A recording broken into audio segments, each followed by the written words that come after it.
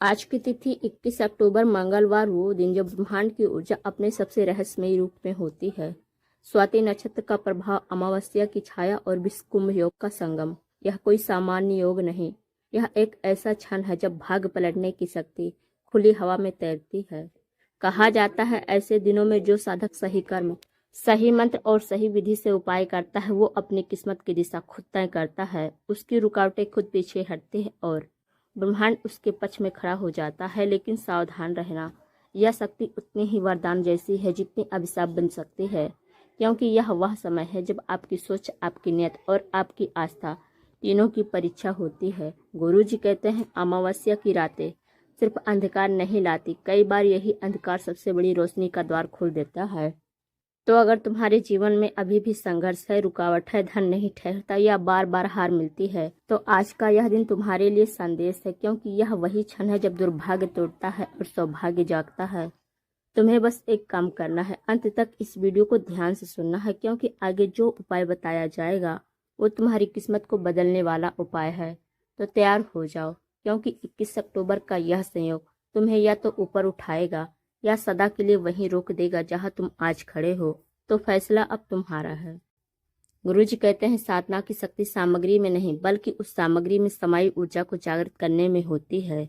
21 अक्टूबर मंगलवार, कृष्ण पक्ष, स्वाति नक्षत्र और विषुकुंभ योग का संगम। यही वो दिन है जब अदृश्य शक्तियां जीवित ऊर्जा में परिवर्तित होती हैं। और जो व्यक्ति इस रात सही सामग्री और सही समय के साथ ये उपाय करता है, उसके जीवन से नकारात्मकता ऐसे मिटती है जैसे सूर्य से अंधकार। उपाय के लिए आवश्यक सामग्री। इस उपाय के लिए ज्यादा चीजें नहीं, बस कुछ चयनित तत्व चाहिए जो धरती, जल, अग्नि, वायु और आकाश पांचों तत्वों को संतुलित करते हैं।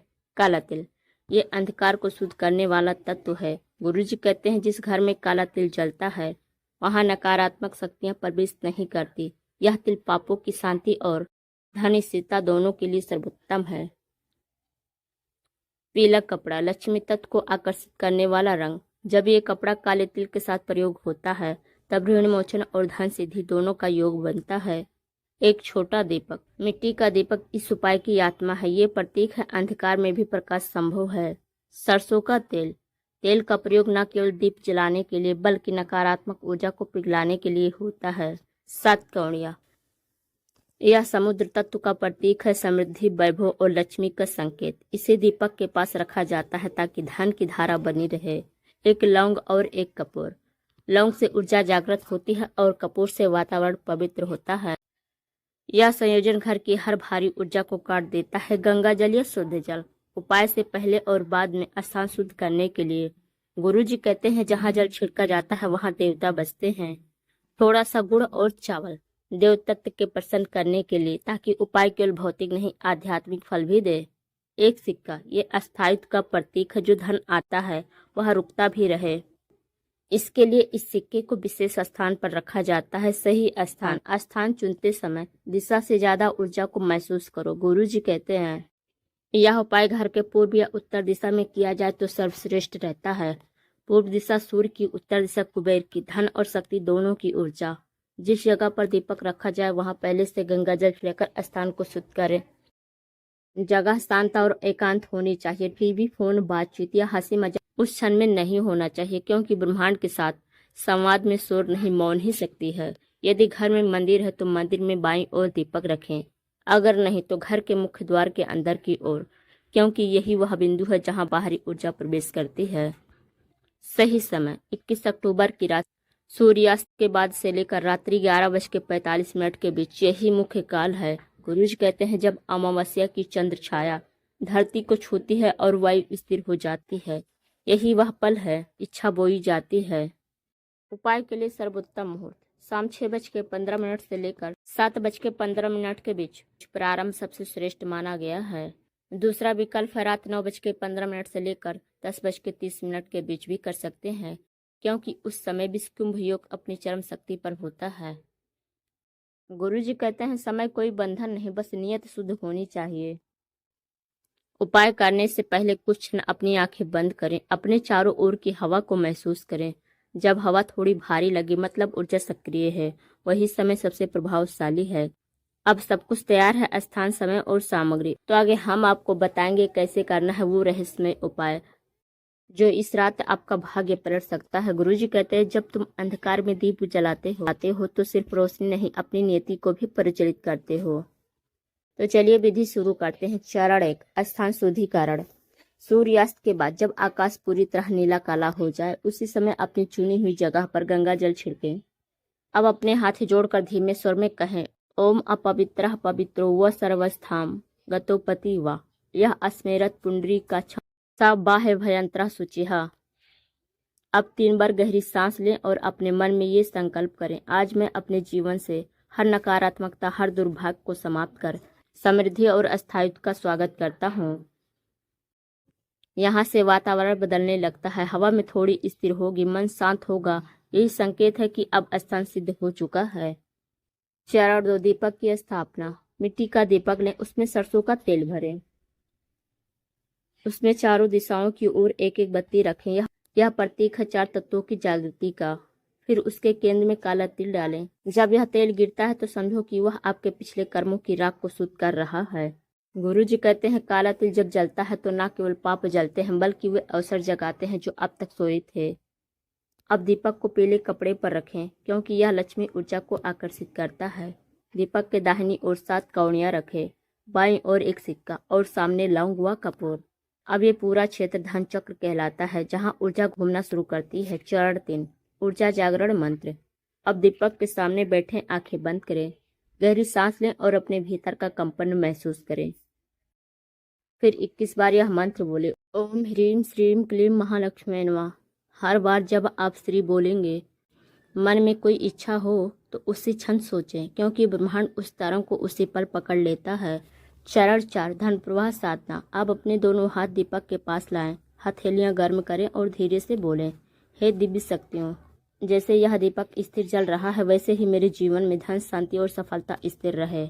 अब दीपक की लौ में देखें, बस देखें, उसमें आपको हल्के नीले फिर सुनहरे रंग की झलक दिखेगी।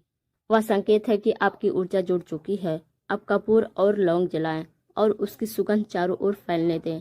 यह संकेत है नकारात्मकता अब पिघल रही है। चरण 5, धन अस्थायित्व विधान। अब 7 कौड़ियां एक एक करके दीपक के सामने से उठाएं।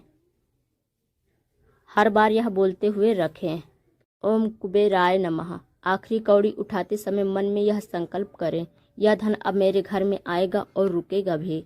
अब 1 कौड़ी अपने पर्स में रखें, 1 अपने घर की तिजोरी में और बाकी 5 मंदिर या लक्ष्मी स्थान पर रख दें। सिक्का दीपक के नीचे रखकर अगले दिन निकालें और इसे हमेशा अपने धन स्थान में रखें। यही अस्थायित्व तत्व कहलाता है। चरण 6, समापन प्रार्थना। अपने हाथ जोड़कर यह प्रार्थना करें, हे अदृश्य शक्तियों जो आज मेरी रक्षा और उन्नति के लिए जागृत हुई, मैं आपको प्रणाम करता हूँ। जो भी मैंने पाया वह आपके आशीर्वाद से। अब दीपक की राख और शेष तिल घर के बाहर किसी पीपल या नीम के पेड़ के नीचे रख दें। ये प्रतीक है अंधकार बाहर, प्रकाश भीतर। अगले दिन सुबह जल्दी उठकर अपने घर के मुख्य द्वार पर हल्का सा गंगा जल छिड़कें। फिर उसी सिक्के को स्पर्श कर मन में कहें, आज से मेरा हर दिन शुभ होगा। कुछ ही दिनों में परिणाम दिखने लगते हैं, रुका हुआ पैसा आने लगता है, पुराने झगड़े सुलझना और सबसे बड़ा परिवर्तन, मन की शांति का लौट आना। गुरुजी कहते हैं यह उपाय धन के लिए नहीं बल्कि जीवन के प्रवाह के लिए है। धन तो बस उपाय प्रवाह की पहली पहचान है। और याद रखना, यह दीपक सिर्फ मिट्टी या तेल का नहीं था, यह तुम्हारे भीतर जलने वाला विश्वास था। इसे बुझने मत देना क्योंकि जो अपने भीतर दीपक जला लेता है उसे कोई अंधकार रोक नहीं सकता। इस तरह आपका उपाय पूर्ण हुआ। तो आगे हम आपको बताएंगे इस उपाय में किन सावधानियों का पालन करना आवश्यक है और अंत में वह आशीर्वादमयी संदेश जो हर साधक के जीवन को बदल देता है।